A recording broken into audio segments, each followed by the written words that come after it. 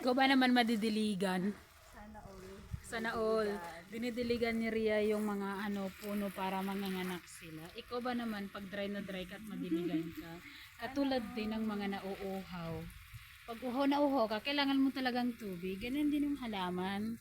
Pag tuyot na yun, so pag nadiligan yan sila, mas lalong bubunga.